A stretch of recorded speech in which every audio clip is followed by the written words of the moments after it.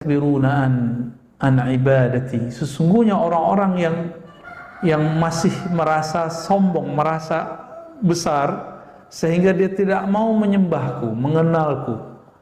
Sayadkhuluna jahannama dakhirin. Mereka akan masuk ke dalam jahannam. Jahannam itu bahasa Aramaik lama berarti nar, neraka, sama. Jahannam. Sampai sekarang orang-orang Yahudi itu menggunakan istilah itu untuk menyebutkan api.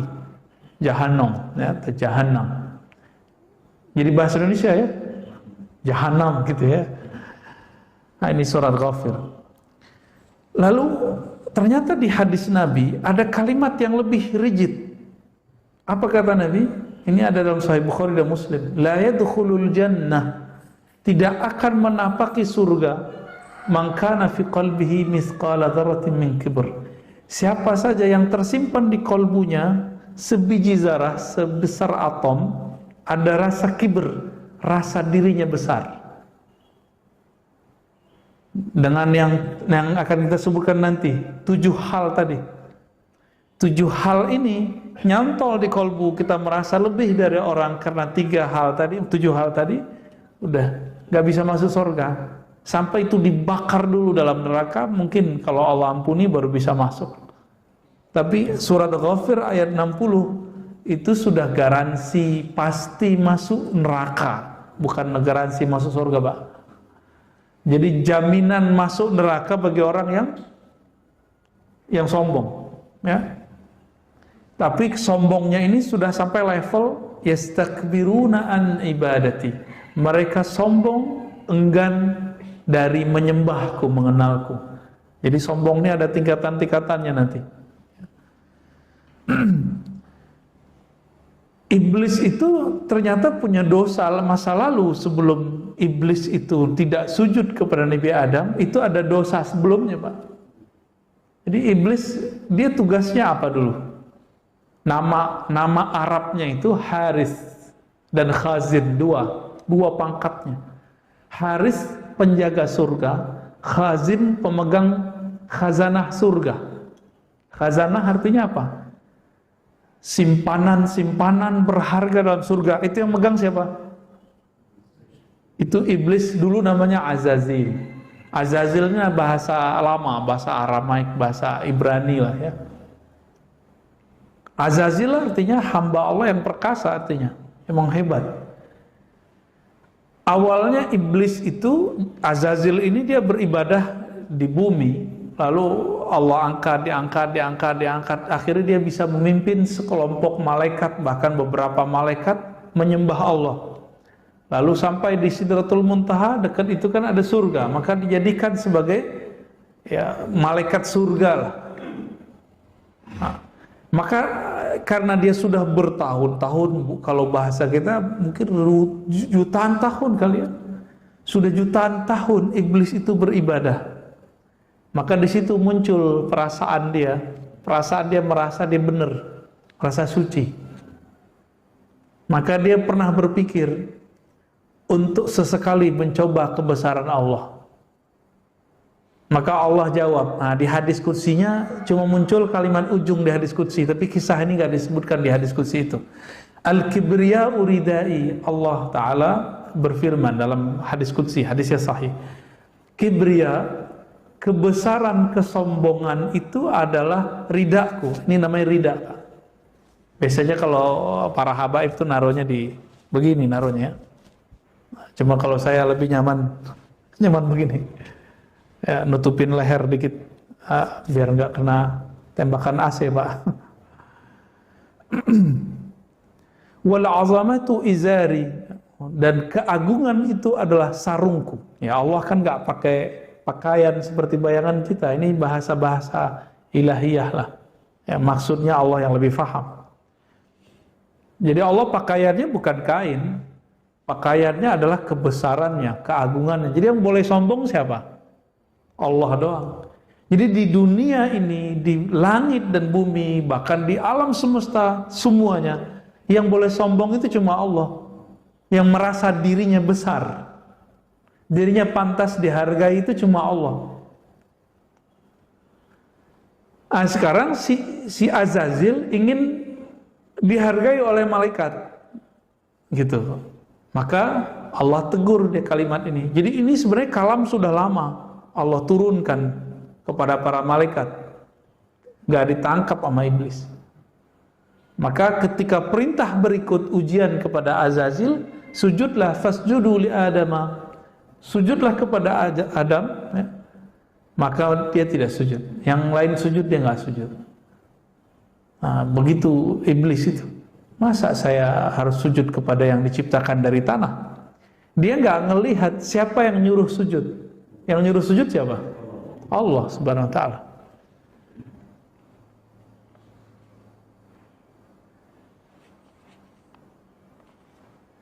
Maka dulu Nabi melarang keras orang yang sarungnya di bawah mata kaki, Pak. Kenapa? Sarung loh, bukan celana loh ya. Hadisnya sarung, izar. Kenapa? Karena dulu di zaman Rasulullah yang sarungnya nyeret tanah itu cuma raja-raja sombong dari kalangan raja-raja Persia dan Romawi. Kain mereka banyak. Orang Arab melihat tradisi itu ketika mereka berdagang, dibawalah oleh Abu Jahal, Abu Lahab.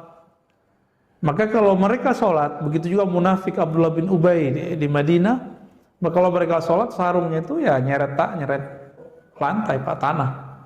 Ketika dia sholat, Abdullah bin Ubay itu bukan merasakan keagungan ruku, keagungan sujud, tapi dia menyaksikan, wah sarung saya bagus ya, samping saya sarungnya sarung miskin. Orang-orang miskin ini di samping payah umat Muhammad ini, orang-orang miskin. Perasaan dia begitu. Maka Nabi nggak sebut nama. Kenapa? Karena munafik ini kan tersembunyi. Kita nggak boleh bilang munafik itu nggak boleh. Nah, walaupun 2018-19 itu orang sering ngomong begitu, Pak. Cuma karena beda pilihan politik. Ini saya ulang-ulang terus, Pak. Kenapa iman itu tidak memasukkan pilihan politik? Karena pilihan politik itu selalu berubah-ubah, sedangkan iman itu cuma satu. Ya, iman di kolbu nggak boleh naik, nggak boleh nambah, nggak boleh turun. Tapi iman yang ada pada jasad kita itu bisa naik, bisa turun. Nah, maka jangan masukkan bab itu. Nah, Abdullah bin Ubay dan orang-orang munafik ini Nabi nggak sebutkan, bahkan ketika mereka mati Nabi masih sholatkan. Ya, Abdullah bin Ubay itu meninggal, Nabi sholatin, Pak. Sampai kemudian turun ayat melarang sholat kepada Abdullah bin Ubay. Itu kalau sholat merhatiin sarungnya. Sarung bagus juga nih, gitu. Maka sekarang siapa yang merasa takjub dengan pakaiannya, mau jingkrang mau di bawah mata kaki, tapi dia takjub nih, itu namanya batran atau khuyala. Dia berkhayal lagi sholat bahwa dirinya lebih baik. Kalau dulu zaman-zaman Nabi, orang merasa dirinya baik karena pakaiannya, pakaian zahirnya. Maka Nabi larang. Allah itu nggak pandang sholat orang begini karena dia sholatnya berkhayal dirinya baik, dirinya kaya. Kalau sombong karena pakaian itu haram. Bagaimana dengan sombong karena ilmu? Saya jingkrang nih, misalnya sarung saya nih, terus saya merasa, wah gua doang yang jingkrang nih, samping kayaknya neraka semua nih, ya. Oh sarungnya di bawah mata kaki nih, celananya di bawah mata kaki nih, sama, Pak, sama itu. Berarti dia melewati kesombongan. Jadi dia nggak sombong secara pakaian, tapi dia sombong secara fikrahnya. Maka silakan mau jingkrang, sarung di atas mata kaki, tapi jangan berpikir kita ini lebih baik, lebih faham agama dari orang. Itu kan hadis ada asbabul wurudnya. Abu Bakar nggak sanggup, wahai Rasulullah, aku tidak sanggup karena harus megang terus. Apa kata Nabi? Lasta mimman sana'a dzalika khuyala. Engkau melakukan itu bukan karena sombong, hai Abu Bakar. Maka Nabi bolehkan. Hadis ini jelas ini, itu teman-teman kita masih tetap aja nggak mau memahaminya. Jadi paling lucu dulu saya ngaji hadis. Saya bilang, Ustadz, saya punya guru hadis di luar sana. Nggak apa-apa, yang penting dia tidak isbal. Gitu. Loh, apa kaitannya ilmu dengan isbalnya? Nah, jadi orang ini masih terkooptasi dengan 14 abad yang lalu, tidak memperhatikan asbabul wurudnya. Dulu kain itu mahal, Pak. Coba tanya ke bapak-bapak yang dulu pernah hidup tahun-tahun 50-an, 60-an, 70-an, beli sarung mahal nggak, Pak? Ingat-ingat sekarang kan murah sarung. 50.000 udah bisa pakai Lazada, ya. Bahkan ada yang 30.000 udah dapat. Zaman-zaman dulu enggak. Saya tanya ke bapak saya, dulu dapat sarung kapan aja, Pak? Ya paling pas mau Ramadan atau mau hari raya, itu baru sanggup tuh. Kalau sekarang enggak, ya. Sekarang di lemari di rumah saya itu numpuk sarung itu banyak sekali. Sampai bingung kita mau makainya mana, Pak. Akhirnya mana yang biasa keambil itu keambil lagi. Jadi asbabul wurudnya sudah berbeda, ya. Oke. Tapi terlepas dari itu, hadis ini ingin menunjukkan bahwa sombong di dalam hadis Nabi memang beragam. Ada sombong karena pakaian, ada sombong karena merasa ilmunya, ada sombong karena gelarnya, ada sombong karena ibadahnya, macam-macam nanti.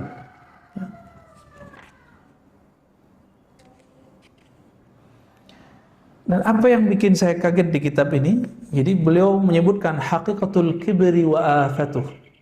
Hakikat dari kesombongan itu dan aib yang terdapat di dalamnya. Kita mengira kalau kita ini sombong, kita ini kuat. Ini anggapan kita lah ya. Ternyata Imam Ghazali mengatakan apa? Sombong itu ada zahir, ada batin. Ya. Zahirnya kita sudah tahu. Nah, batinnya apa?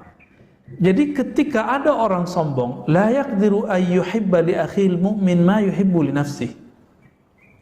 Orang sombong itu walaupun zahirnya dia terlihat kuat, batinnya sebenarnya dia lemah. Kenapa? Dia tidak sanggup mencintai saudaranya sesama beriman. Sebagaimana dia mencintai sesuatu untuk dirinya. Jadi dia tidak sanggup mencintai orang. Itu lemah atau kuat? Nah, anggapan kita kan selama ini orang sombong itu orang kuat, ya. Jadi beliau ini ternyata cara berpikirnya di luar yang kita pikirkan. Ternyata jauh lebih cerdas di zaman itu Imam Ghazali ini. Wajar ya. Wajar kalau orang-orang yang terkena fitnatud dajjal itu benci dengan beliau, ya. Apa kata berikutnya?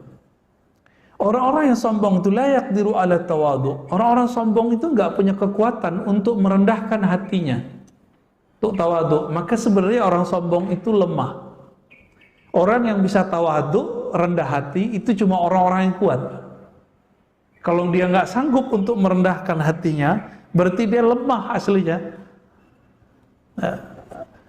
La'anna al-mutakabbir, ya, karena orang-orang sombong itu ya la yaqdir ala tawadu wa huwa ra'su akhlaqil muttaqin. Padahal tawadu itu adalah kekuatan dari orang-orang yang bertakwa. Wa la yaqdiru ala tarkil hiqd. Saking lemahnya orang-orang yang sombong ini, dia tidak bisa menolak rasa iri yang muncul dalam dirinya. Ada perasaan iri datang, dia nggak sanggup tolak, Pak. Itu lemah apa kuat? Lemah, ya, sangat-sangat lemah. Dan ini PR kita semua yang berikut ini. Wala yaqdiru ala tarkil ghadab. Orang yang sanggup menahan marah, emosi, itu orang kuat, Pak. Benar nggak? Orang yang sombong itu tidak sanggup untuk menahan dirinya tidak marah. Dia bisanya marah-marah mulu. Maka Nabi mengatakan, orang kuat itu bukanlah orang yang bisa bergelut, gulat, menang, bukan.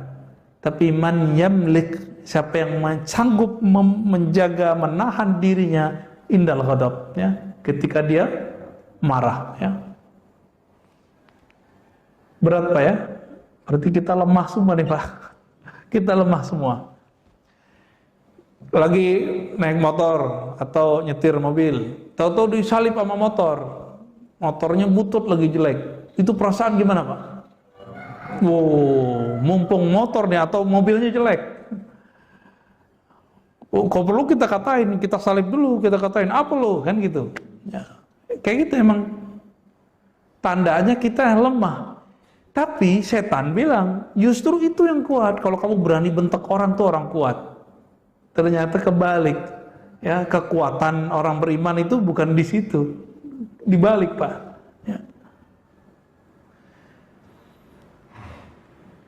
ولا يقدر على النصح اللطيف ولا يقدر على قبول النصح ولا يسلم من الازدراء بالناس ومن اغتيابهم. Orang sombong itu nggak sanggup ya, menahan dikata-katain orang.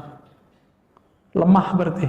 Orang sombong itu nggak sanggup untuk berkata yang lembut. Bapak lagi marah nih, tapi ngomongnya tetap lembut, bisa nggak?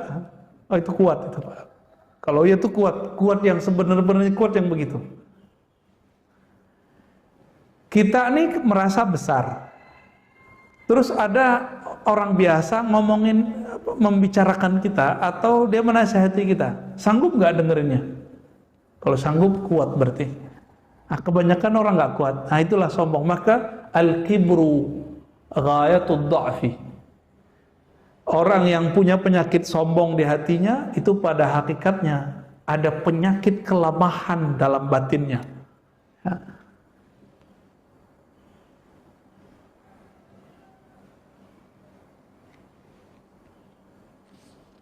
Ini sangat banyak pembahasannya, kita langsung loncat ke pasal berikutnya. Apa kata beliau? Yang membuat orang bisa sombong itu ada diniyun wa dunyawiyun. Ada perkara agama, ada perkara duniawi. Perkara agama dua aja, berilmu sama beramal. Itu perkara agama. Benar gak, Pak? Maka coba lihat nih, betapa hebatnya syaitan itu menjerumuskan orang berilmu lalu dia sombong. Ya, benar ya. Baik orang yang sudah lama ngaji, jadi kiai, jadi santri, ataupun yang baru ngaji, lagi tren ngaji nih, ya, baru hijrah, baru tobat istilahnya, itu perasaan dia merasa tahu itu akan kuat. Nah, kita kalau ngelihat orang begitu, nggak usah dilayani, Pak, debat. Biasa aja. Saya ditantang sama anak STM sering, Pak. Ya. Apa lo, Ustadz apaan lo gitu ya. Saya nih tamatan umum, saya berani nantang ente debat. Ya kita nggak usah hadapin yang gitu-gitu. Kalau kita kuat, ya kita doain aja. Kita berdoa untuk diri kita sendiri, selamat, dan untuk dia juga. Itu lagi proses hijrah itu, proses lagi ngaji. Kita kan dulu begitu juga. Ya, sama 11-12 sama dia. Banyak, Pak, yang begitu. Ya. Mau langsung ketemu saya, mau lihat sosmed, itu banyak yang gitu begitu. Ya, mau layani Pak, gitu-gitu. Kalau kita layani yang begitu, itu tanda kita kuat atau tanda kita lemah? Lemah, buang-buang waktu lagi kan. Ada yang amal. Jadi orang-orang yang beragama itu ilmunya. Nah, kalau kiai itu di situ, orang baru ngaji itu di situ, ya. Kemudian yang kedua amal. Maka mohon maaf nih, gelar-gelar Pak Haji itu bisa bikin sombong loh, Pak. Hati-hati, Pak. Ya, kalau bisa di skip aja tuh gelar. Nggak usah lah pakai gelar-gelar gitu. Telepon saya Pak Haji Fulan, nggak usah, ya. Nanti sholatnya iri, Pak. Semuanya iri. Tapi karena orang merasa kalau haji itu modalnya gede, dia harus dipanggil dengan nama Pak Haji. Kalau orang manggil kita Pak Haji nggak apa-apa, kita jangan membahasakan diri kita Pak Haji gitu. Bisa ya? Insya Allah. Itu udah berhasil tuh Pak, insya Allah, dalam masalah yang sedikit ini. Nah, kita ini bangun masjid nih, banyak donasi. Oh itu besar, nanti setannya tuh datangnya lebih banyak. Setan tuh nunggu supaya kita nanti nyebut, saya yang bangun masjid bro, gitu. Dia akan ngomong gitu satu saat. Jangan sampai terjadi. Ini jadi dalam bab agama dua, ilmu, amal. Dalam bab duniawi, perkara duniawi, orang bisa sombong. Ada berapa? Ada 5. Yang pertama nasab. Bibit kata orang Jawa ya. Bibit, bobot, bebet. Nah ini bibit nih Pak. Nasabnya. nasabnya nih, hati-hati nih ya. Oh saya masih Raden, saya masih apa Pak? Darah biru. Pas dicek darahnya merah juga Pak. Pas dibekam hitam ya, sama aja. Yang kedua, al-jamal, paras yang bagus. Kalau laki-laki ya gagah ganteng lah. Kalau perempuan cantik. Bener ya? Kenapa public figure itu mau melakukan berbagai treatment untuk wajahnya, mau laki perempuan sama? Karena itu bagian dari brandingnya, bagian dari proyek pekerjaannya. Benar ya? Kenapa di sekarang ini di Korea Selatan itu rame operasi wajah, ya, operasi plastik. Hidung orang Korea kan nggak mancung-mancung, Pak. Ya sama kayak kita, sama kayak kita. Loh sekarang mancung-mancung. Orang Korea itu wajahnya bulat-bulat, sekarang lonjong-lonjong, oval. Itu mereka kenapa bisa begitu? Ya karena wajah ini memang sesuatu. Nabi Yusuf itu dalam riwayatnya disebutkan, beliau itu pernah bercermin dan mengagumi wajahnya. Ini kalau dijual berapa nih gitu, Pak? Kalau saya ini jadi budak, nih kira-kira begitu terbersit di hatinya. Benar kan dia jadiin budak kan habis itu? Nah, tapi ya itu skenario Allah semualah ya. Dan yang paling berat bukan beliau jadi budak, tapi beliau kemudian hamma biha. Ada tarikan ke lawan jenis. Itu semua kita sama, Pak. Mau itu ustadz, mau hafal Quran, bolak-balik sama aja dia hafal Quran. Mau dia zikirnya jutaan ribu kali, itu masalah tarikan lawan jenis itu nggak akan bisa selamat. Barsiso masih ingat Barsiso? Barsiso itu kalau punya murid, duduknya bukan di lantai lagi Pak, saking banyak yang datang kepadanya. Duduk di mana? Kalau ada orang datang, udah kamu tarik nafas, langsung naik badannya. Begitu mereka. Saktinya, karomahnya. Tapi ternyata karomah itu belum tentu istiqomah. Karena karomah tertinggi adalah keistiqomahan. Maka kita berlindung minta ampun kepada Allah dengan masa lalu, masa mendatang, masa sekarang. Semoga Allah menjaga kita semua. Ya. Jika pernah terjebak, semoga Allah memaklumi, memaafkan. Amin ya rabbal alamin. Apalagi, kenapa ada orang latihan fisik, latihan silat, latihan fitness, workout, ya, apa tuh?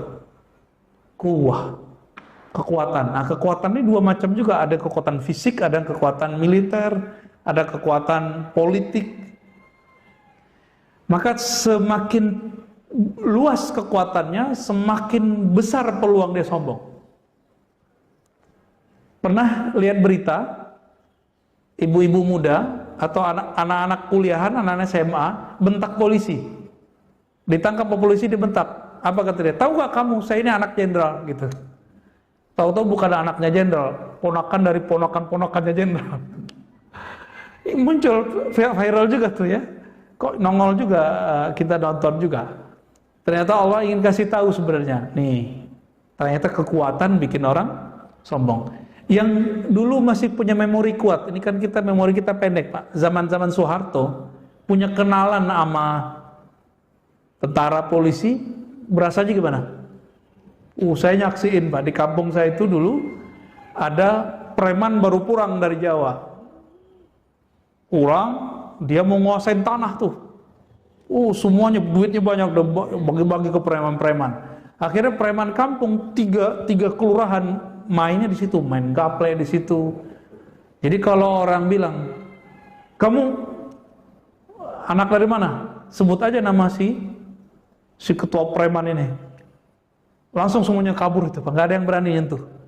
Apalagi kalau dia punya kenalan nama, ada backingnya di belakang. Ternyata orang ini ngerasa dia temenan sama jenderal lah, ternyata bohong semua, nggak ada. Gagah-gagahan aja Pak.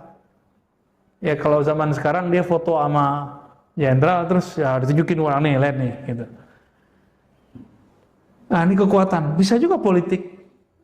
Maka coba lihat juga ada kita temui ya anggota dewan bentak-bentak polisi ada ya, di tengah jalan, pas lagi di mana gitu ya, bentak orang, itu kelihatan kekuatan politik, kekuatan apapun ya. Wal mal, nah keberapa nih? Nasab, paras, kekuatan, mal apa arti mal? Harta. Nah itu Bapak ngerasain sendirilah ya. Semakin tebel nih dompet, semakin ada perasaan kita bisa beli orang nih ya, bisa beli harga diri orang, ada bisa, waduh semuanya. Kita itu pengen lebih dihargai karena mobil kita beda sama orang yang sebelah. Gitu. Makanya orang-orang yang sombong itu nggak rela dia tetangganya mobilnya lebih bagus dari dia, nggak sanggup dia menahan rasa iri itu. Masa? Dan itu terjadi Pak. Dan itu bukan hanya di sini, di pesantren aja bisa begitu. Di pesantren itu ada ustadz beli mobil bisa rame ustadz lain tuh, bisa rame. Ustadz loh Pak ya, apalagi yang bukan ustadz. Kalau ustadz sombong, iri, dengki, itu bahayanya bawa dalil.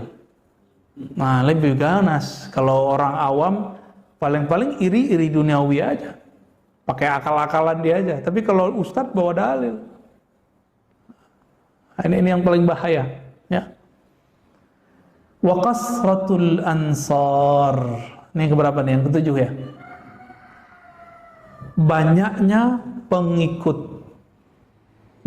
adanya backing tadi masuk. Maka public figure, ustadz yang banyak santri jamaah, bapak yang punya pengawal, punya anak buah. Kalau di sini ada yang anggota dewan banyak yang nyoblos, itu akan membuat kesombongannya lebih mudah masuk. Itu bahayanya Pak. Jadi jangan dikira nih saya ini selamat Pak. Saya takjub aja ada orang ngaji, saya kena udah. Saya takjub nih, misalnya gini, kalau gue yang ngisi nih rame, nah itu pada kena tuh Pak. Itu habis saya itu, nggak dianggap saya ngajar agama itu. Secara zahir sih malaikat tulis pahala ngajar, tapi Allah kan mandang kolbu. Oleh Allah nggak dianggap masuk barisan kekasihnya, gitu. Ada berapa tadi? 2, agama, ilmu dan amal. 7, duniawi, apa tuh? 5 duniawi ya. Nasab. Ya, saya lupa tadi. Nasab ini masuk suku, hati-hati. Jadi kita nih banyak suku nggak nih? Jangan pernah berpikir suku kita lebih mulia dari suku orang. Kalau suku kita punya keistimewaan, pasti semua suku ada keistimewaan nggak? Suku Betawi, suku Sunda, suku Jawa, suku Bugis, suku Madura, suku Minang, semua suku itu ada kelebihan masing-masing. Ini hati-hati, jangan pernah kita berpikir saya ini kan orang mana gitu, jangan. Nggak ada urusan itu, ya. Terjebak di situ udah kena nasab. Maka saya nggak sepakat ya kalau orang Jawa, Sunda tuh udah larang nikah. Gimana? Laki perempuan ya?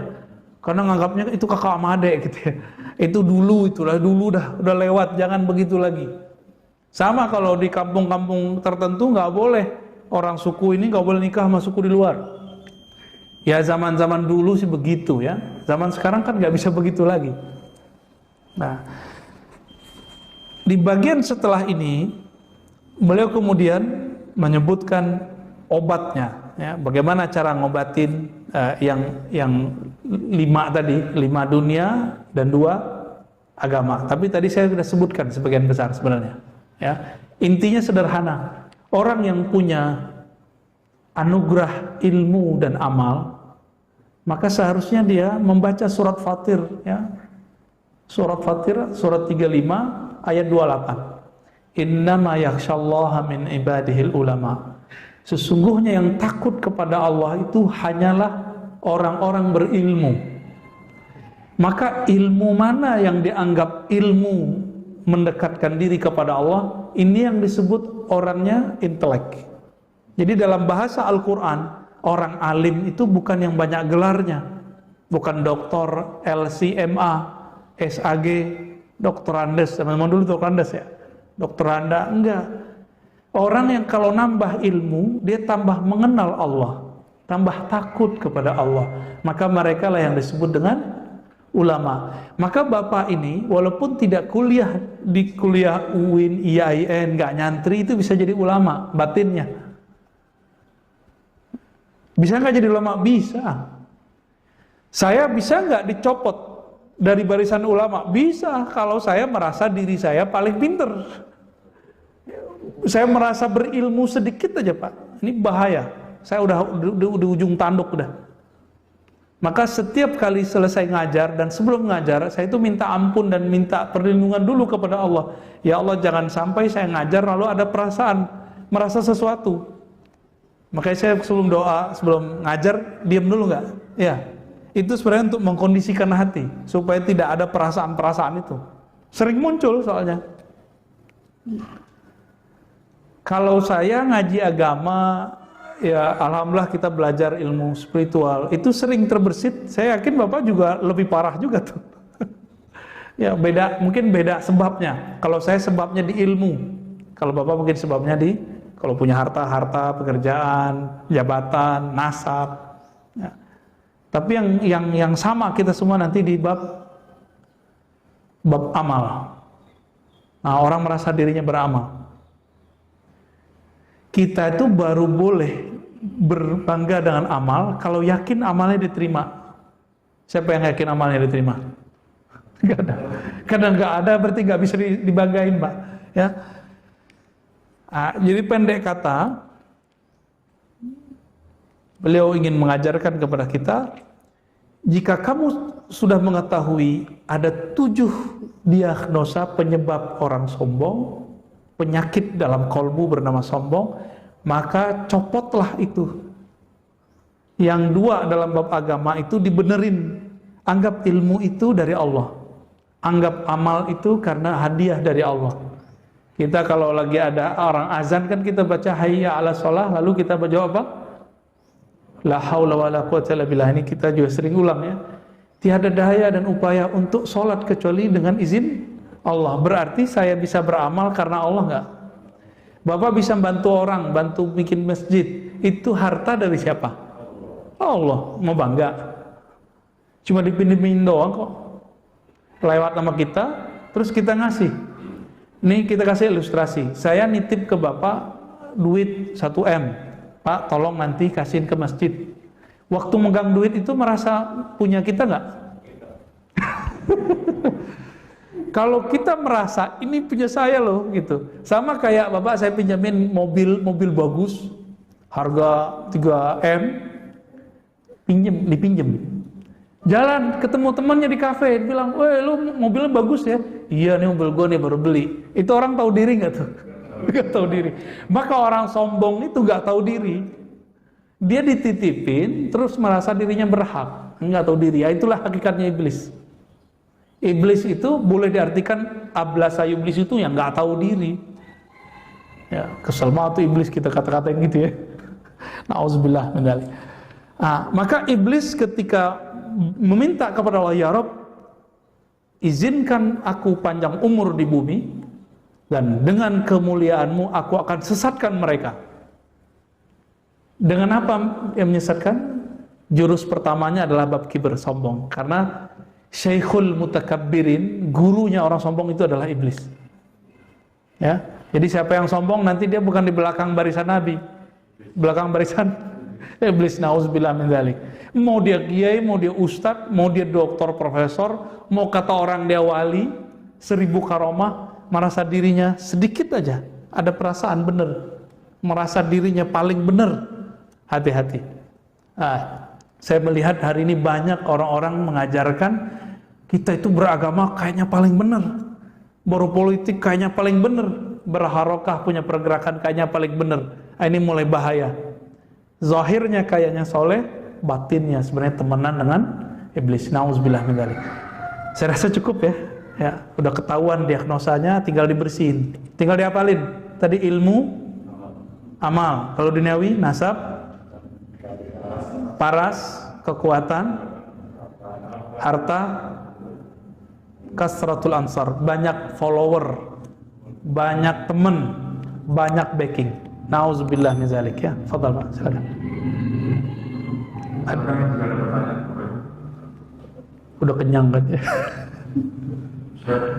Ya. Zaman sosmed ini kan, sosmed itu kan memfasilitasi kita untuk sombong, update status, followernya banyak. Jadi makin banyak fasilitas orang untuk menjadi sosmed. Betul Pak. Jadi sekarang itu gampang jadi wali setan, gampang jadi waliullah.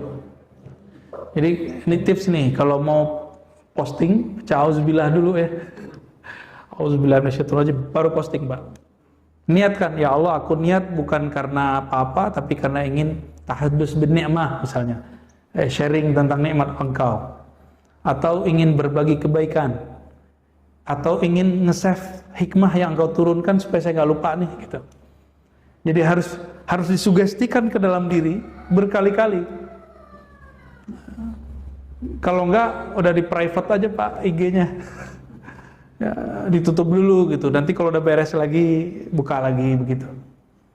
Jadi emang sekarang zamannya zaman mengundang untuk arah sana kuat. Maka coba lihat public figure tertentu, artis tertentu, ketika dia menyinggung satu kelompok ketakutan, maka dia undanglah ustadz ini, ustadz itu, supaya memperbaiki namanya. Ya nggak bisa. Nah, kalau sudah begini gawat Pak.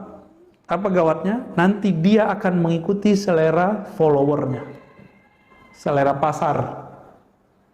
Nah, ini gawatnya orang-orang yang kiber itu. Maka orang-orang sombong itu sebenarnya bukanlah orang kuat, tapi dia orang lemah. Karena dia harus mengikuti selera pasar. Pengikutnya mau lagi trending ini nih, dia tidak bisa membuat trending baru. Tapi dia bisanya ngikutin trending. Nah, Nabi Muhammad itu kan buat trending baru Pak. Orang nyembah berhala belum ngajarin gak nyembah berhala. Ya. Orang ngajarin kalau ketemu itu ya kalau minum bukan minum kopi, minum tua. Belum ngajarin enggak begitu. Jadi beda di zaman Nabi. Maka Nabi mengatakan sebaik-baik rumah adalah rumah yang terasa luas. Bukan berarti rumah kita harus gede, tapi rumah kita terasa luas. Kita nyaman di rumah. Maka sebaik-baik sosmed yang tidak terlalu sering kita pasang status lah ya. Biar nggak terlalu merasa besar kepala ketika banyak follower. Ini ceknya satu aja Pak. Sedih, sakit hati, terpuruk nggak kalau ada orang unlike? Girang, melayang nggak kalau ada orang like? Senang biasa boleh, sedih sedikit boleh. Tapi kalau girangnya berlebihan, sedihnya terpuruk, berarti belum pantas pakai sosmed. Sebenarnya begitu ya. Tapi kalau kita udah nggak takut dikata-katain orang, ya apa udah hantam aja Pak, lanjut aja tuh. Ya, gimana?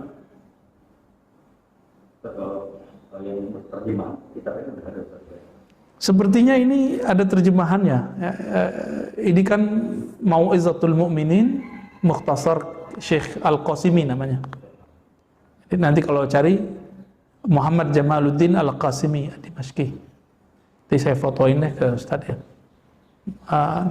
Kalau yang ada di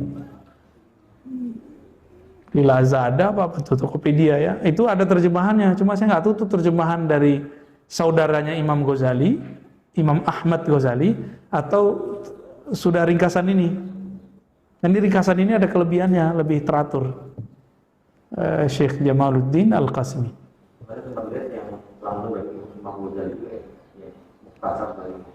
Ya itu diragukan karena Imam Ghazali nggak buat ringkasan, mungkin itu ringkasan yang Ghazali yang lain gitu. Jadi agak banyak. Ya.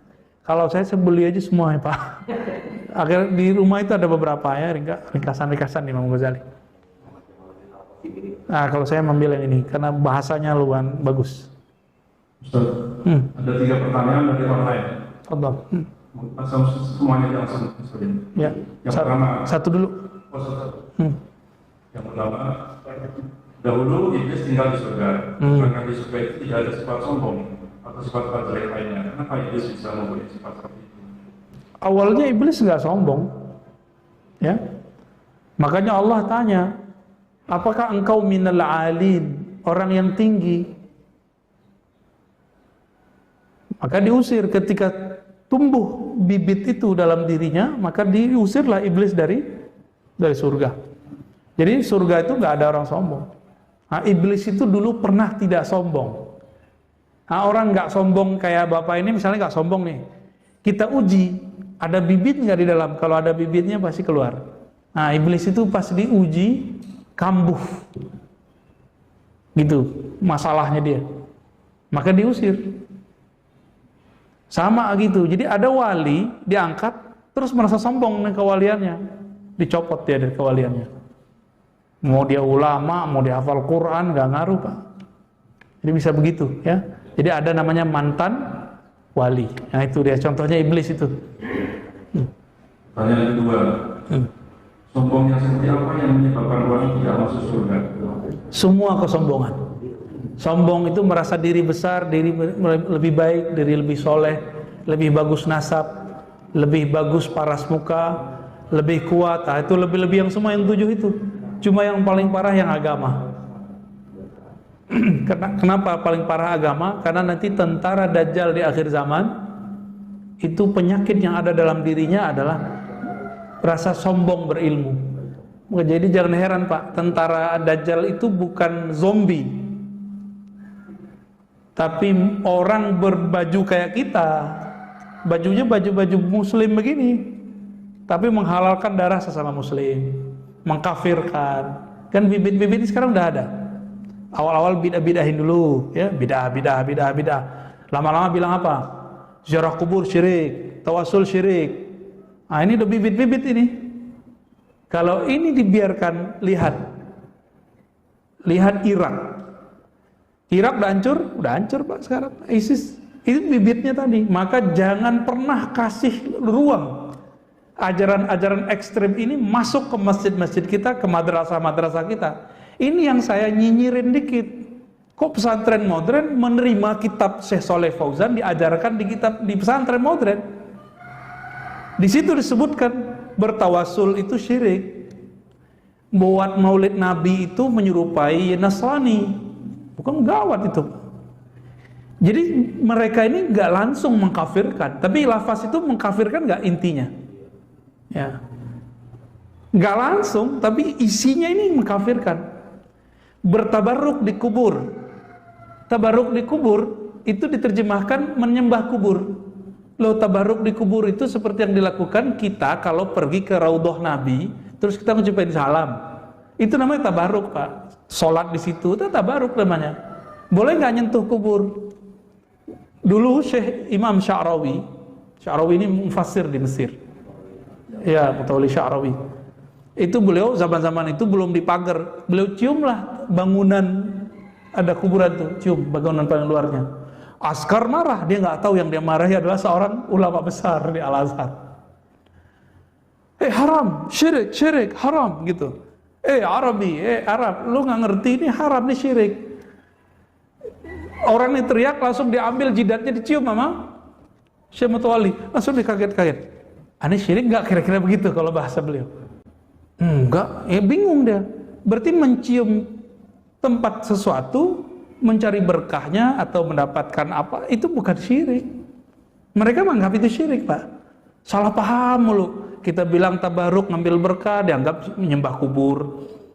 Nggak nyambung. Apalagi nanti ada nih rambut-rambut Nabi. Ini sekarang udah mulai banyak nyebar Pak. Ini udah mulai tanda. Mereka nggak percaya itu. Dan yang paling sedih, mereka nggak percaya ada zuriat Nabi, keturunan Nabi. Bahaya nggak? Imam Mahdi yang hadisnya sahih itu keturunan Nabi bukan? Nah, mereka nggak percaya Pak, ada keturunan Nabi. Maka saya mengimbau teman-teman yang terjebak kepada kesalahan, kekeliruan ini, ayo dikaji kembali. Mau jadi tentara Dajjal ntar, atau tentara Imam Mahdi gitu. Ya kita kan nggak tahu kita ada umurnya panjang apa enggak. Kalau umur kita panjang, semoga kita di barisan yang benar gitu. Jangan pastikan juga kita benar, belum tentu. Kira-kira gitu Pak ya. Apakah boleh menyombongi orang yang sombong. Nah, itu hadisnya palsu itu. Kabiru al-mutakabbir. Ada hadis itu. Itu saya baca ada di Mukhtarul Ahadis, diajarkan di beberapa pesantren lama. Cuma beberapa pesantren itu sudah merevisi, nggak pakai kitab itu. Kabiru al-mutakabbir, bersikap sombonglah terhadap orang sombong. Itu bukan berarti nyuruh kita naruh kesombongan di hati. Jadi kalau mau dipakai itu lafaz riwayat, mau dianggap nih, ayo kita pakai boleh. Tapi dengan syarat bukan sombong. Kalimat ini kan kabara yukabiru. Itu beda dengan kibir. Kabaro itu pura-pura sombong. Nah, itu beda, Pak. Pura-pura sombong lah, ya kerjain orang sombong gitu. Boleh nggak ngerjain orang sombong? Boleh, Pak. Kerjain madalil kalau dia masalah agama. Kalau dia belagu masalah harta, kerjain aja. Pura-pura ya pengen ditraktir kayak apa kayak gitu. Itu maksudnya kabiru itu. Jadi bukan dia pakai Fortuner, bapak pakai Fortuner 2 gitu, bukan. Nggak nyambung itu. Bukan begitu maksudnya ya. Jadi kabiru al-mutakabbir itu bukan hadis yang sahih. Itu pertama. Itu perkataan asar lah, asar ulama salafus saleh. Dan maknanya bukan menaruh kesombongan di hati, tapi pura-pura atau belaga ngerjain orang sombong. Jadi kalau terjemahan saya gimana? Kalau bahasa gaulnya enak sih, Pak. Kerjain orang sombong gitu. Bahasa bakunya apa, Pak? Itu bahasa gaul gitu, Pak. Kita udah kena ngomong begini tiap hari, jadi susah juga dengan bahasa Indonesia yang EYD ya. Apa, Pak? Kerjain orang sombong. Kerjain orang sombong. Waduh, susah juga bahasa Indonesia. Nggak lolos nih bahasa Indonesianya nih. Ya kira-kira begitu. Jadi kerjainlah itu orang sombong, tapi jangan taruh kesombongan di dalam hati. Siapa yang boleh melakukan itu? Hanya 2 orang. Pertama, sahabat yang sayang, cinta ke saudaranya, yang saudaranya ini terjebak sombong. Yang kedua, guru mendidik muridnya. Cuma 2 orang itu. Di luar itu nggak boleh ngerjain. Nanti kita malah yang sombong-sombong. Dia sembuh dari kesombongan, kita mengidap kesombongan itu.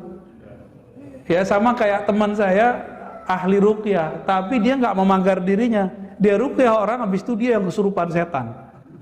Dia nggak kesurupan jin, Pak, kesurupan setan. Setan sombong. Setan sombong, maka dia merasa paling benar. Karena nggak mager kolbunya. Merasa udah mengislamkan banyak jin. Merasa dirinya metode-metode ruqyahnya udah paling benar. Ada orang kritik dikit dianggap salah. Itu udah kena tuh. Bukan kesurupan jin dia, kesurupan setan. Nah kalau setan yang kesurupan lebih bahaya daripada jin. Jin bacain dikit beres. Kalau setan dibacain mau bilang, gue juga tahu. Gitu. Kan repot, Pak, jadi. Terakhir. Bijaknya menghadapi orang yang sombong atau membanggakan diri. Ya sama kayak tadi ya, cara menghadapi orang sombong. Kalau kita sahabat dia yang sayang sama dia, maka kerjain. Nah, ngerjain itu niatnya adalah menasihati dia. Atau kita sebagai gurunya. Saya dulu waktu masih nyantri, mahasiswa, saya sombongnya bukan main. Karena dulu hampir tiap hari menghafalkan hadis, Pak. Jadi hafalan hadisnya waktu itu banyak sekali. Dan itu diniatkan untuk mendebat orang. Ya, kalau baca apa niatnya, wah ini untuk senjata ngelawanan. Udah kebayang semua di kepala tuh. Jadi saya tahfiz menghafalkan ayat Quran itu niatnya bukan mau untuk dibawa sholat, tapi untuk nanti dijadikan dalil menghantam orang. Ya. Lalu ketemulah guru yang alhamdulillah guru saya ini ngerjain saya kira-kira begitu. Ya. Nah, di situ bisa ngobatin. Bisa ngobatin alhamdulillah. Pas kita jadi dosen, jadi guru di pesantren, kita ngeliat santri yang sama kayak kita dulu, Pak. Saya nyesek juga ya. Berarti kiai saya dulu nyesek, Pak, ngeliat saya itu. Ya, minta ampun kepada Allah, saya berdoa, ya Allah, tolong jangan biarkan dia seperti itu, tolong tegur dia dengan cara yang baik. Bener nggak nyampe setahun dia berubah. Nah, berarti kan Allah yang merubah, bukan kita. Kita cuma asbab aja. Semoga kajian di pagi ini bisa membantu kita mendiagnosa kalau ada penyakit itu dalam diri kita, segera diperbaiki, segera taubat, tobatnya tobat batin, ta'awusnya ta'awus batin. Semoga Allah menjaga keturunan kita, guru-guru kita, sahabat-sahabat kita dari penyakit ini. Amin ya rabbal alamin. Subhanakallahumma wa bihamdika asyhadu an la ilaha illa anta astaghfiruka wa atubu ilaik. Mohon maaf salah dan kurangnya. Assalamualaikum warahmatullahi wabarakatuh.